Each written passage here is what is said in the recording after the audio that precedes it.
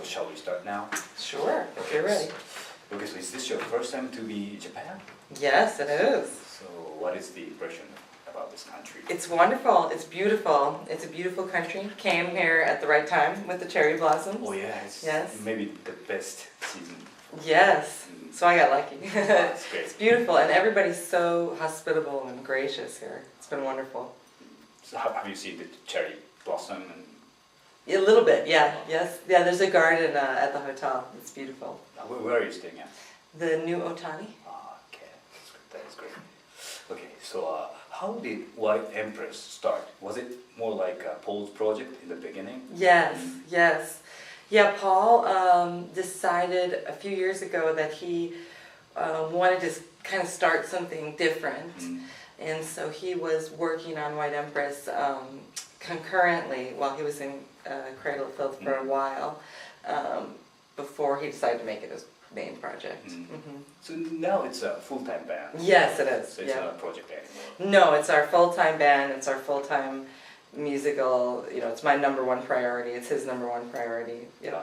Okay, great. But are you still in LUNA MORTIS? No. Not anymore? Not anymore. I mean, we would regard the band, I think, as finished now. Everybody in that band's kind of moved on to other things, actually, different bands. Yeah, because the album by LUNA MORTIS was, very much appreciated in Japan. Yes, it was. So, yeah, because the fans were wondering what happened to LUNA MORTIS.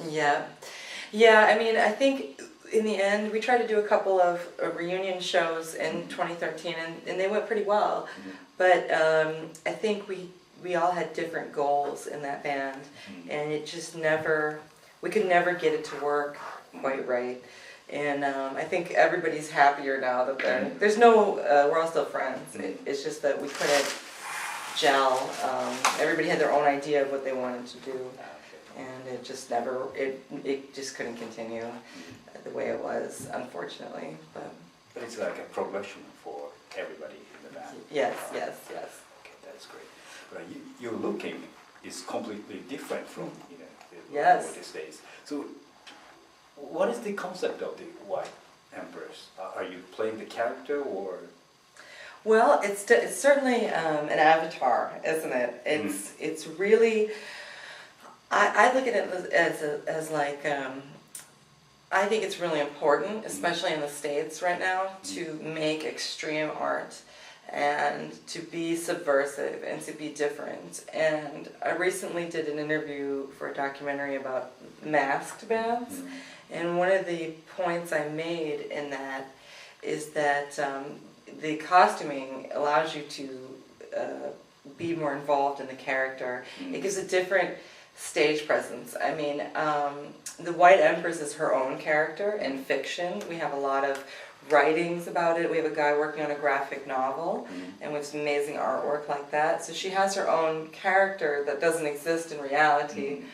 But then you have the stage presence, and I basically dress like this character, even though the audience, especially in the States, they like to follow your personal Instagrams and all of that. So they very clearly know that I am not the White Empress, but they don't care. They like the avatar of the character, and they get into the character and the visuals, and I think it makes for such a much more intense, and it's subversive. It's sort of artistically grotesque in its way, and I like that. I think because it's not always pretty and perfect, it's gritty and dark and different, and I think that's really important to make subversive, dark art, especially nowadays. I think it's really important to step outside of the box, So it's like a total art. Yes, yeah. It's a concept. Okay. Yeah. That is great. So your face paint, what does it stand for? Is there any? There isn't any overt symbolism behind it, but the original artwork was by a woman named Miss Lacune, and she had drawn sort of a head of what we wanted to be the fictional White Empress, and she had taken the makeup and made it this way and had the black eyes and everything, and we were coming up with our stage concepts. I just wanted to look like the artwork. So I followed that example and took it right from the artwork, because then it really jives. It gave the concept a lot of cohesion. Also, it was really original. I couldn't find anybody who had any sort of makeup design like that, so I really wanted it to be notable and original and memorable. Sure, it is very original. Yes. Yeah, for sure. That's great. And I think the White Empress's music is very much varied.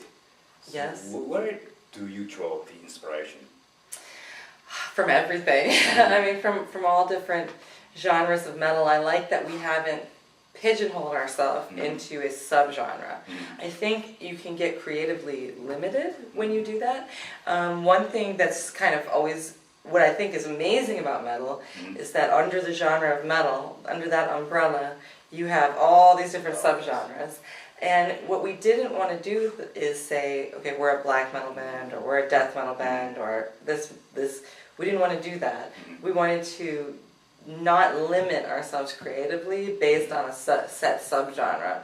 And that way, the audience, it appeals to a much wider audience. I mean, it's still extreme metal, so it appeals to the metal audience, but within that umbrella of metal, it certainly crosses genre lines, and it's a lot easier to be creative. You're not limited and like, oh, I'm going to step out of this box. And we didn't want to be limited by anything like that. I personally think it's kind of a double-edged sword. I mean, you could appeal to, so many subgenres fans, but you could fall between two stools. But what's your opinion about this?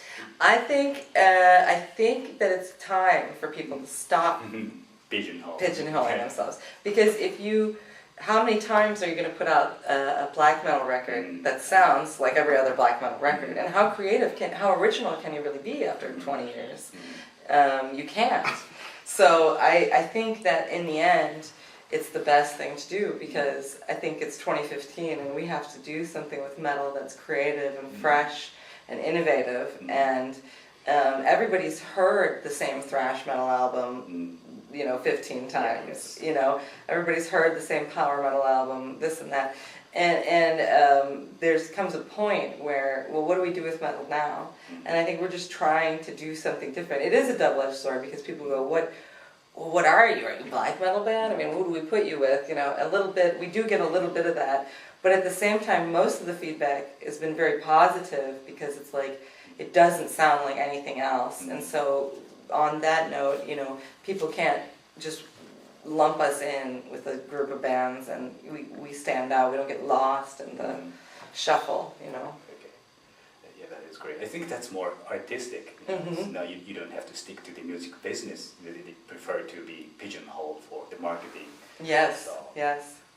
So could you name some bands you get inspiration or influence from? Well, a lot of the interviews I've been doing, people have been asking me about vocal influences, and definitely I would have to say, for like the screaming vocals, Thomas Lindbergh from At the Gates and Jeff Walker from Carcass were big influences on me wanting to do those types of vocals.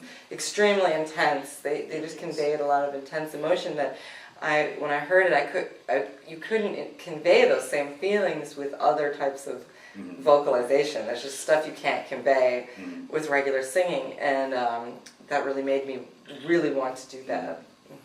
Are you a classically or officially trained vocalist? Yes. So what kind of training did you take? I have a lot of opera training. I have a music degree. I'm a vocal coach, so I have a lot of opera training. That was the first thing that I did. And then I learned how to scream like on my own based on using like the classical technique so I don't hurt myself. But then I also took lessons with Melissa Cross, who is a very famous vocal coach in the States for a lot of heavy metal singers and screamers. And she actually, I didn't need to work on my screaming too much. She helped me with my rock singing a lot. So I actually have a lot of training. And I train people all the time on how to sing and everything, and how to scream and how to do all that stuff. And for me, it helps me be able to do this variety of things without causing any damage, and then you're not limited, So it's more rock approach, not a classical operatic. Yeah, no, it was classic opera. I did classic opera. Wow. And I've also done rock singing training. Yes, all of it. You're a vocal coach too. Yes. So you do rock? I do everything. Oh, So whatever the student wants to learn. If they want to learn classical, I teach them that. If they want to learn rock, I teach them that. Whatever they want to learn. If they want to learn to scream. Okay, that's good. So what about the musical inspiration in composing songs? Maybe I should ask Paul. Yeah, he's the main writer. I mean, he really is, and he's the main arranger. But I mean, musical inspiration. I like so much different music. It comes from everywhere. But we work together. He and I work together a lot on. We collaborate as a group a lot on the arrangements and the structure of the songs, and you know, we all write our own parts, but we do collaborate on the arrangements. For this last record, Paul really did the bulk of the arranging. He would take our parts and rearrange it and send it back and say, well, what do you think about this? You know, stuff like that. And he's a brilliant arranger and composer, so it worked out really well. He's really great at that. So yeah, I feel some classical stuff and some non-heavy metal stuff everywhere in White Empress music. Yes, definitely.